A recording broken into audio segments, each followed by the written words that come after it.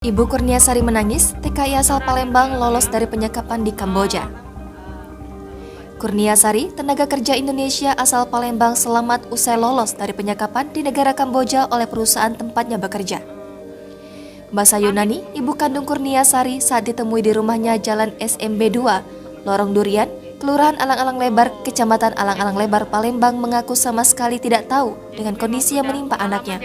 Mbak Sayu baru tahu setelah Kepala Kantor Balai Pelayanan Perlindungan Pekerja Migran Indonesia Sumsel, Sri Haryanti, bersama tim serta sejumlah awak media termasuk tribusumsel.com menyambangi kediamannya pada Selasa 9 Agustus 2022. Sontak saja perempuan parubaya ini tak kuasa menahan tangis mengetahui apa yang terjadi pada anaknya tersebut.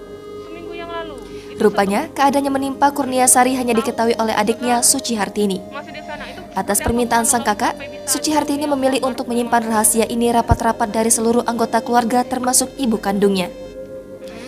Kronologi TKI disekap di Kamboja. Kurniasari, tenaga kerja Indonesia asal Palembang menjadi salah satu korban penyekapan oleh perusahaan di Kamboja.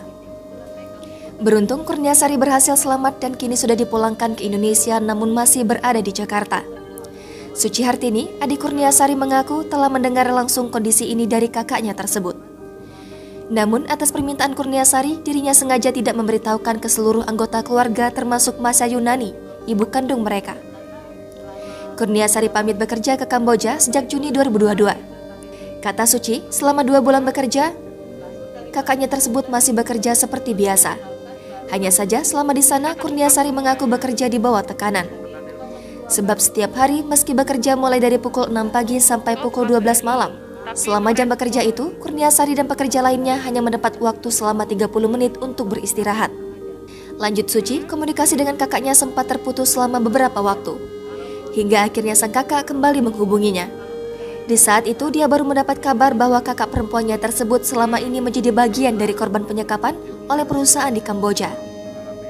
Kurniasari sendiri telah berpengalaman menjadi seorang pekerja di luar negeri. Sebelumnya, dia pernah bekerja di Malaysia hingga Turki. Berdasarkan cerita yang Suci dengar, kakaknya bisa selamat setelah melakukan berbagai upaya bersama teman-teman pekerja yang lain.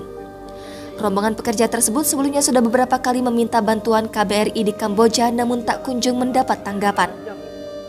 Hingga akhirnya mereka mendapat kontak Ganjar Pranowo lalu mencuri waktu menghubungi Gubernur Jawa Tengah tersebut.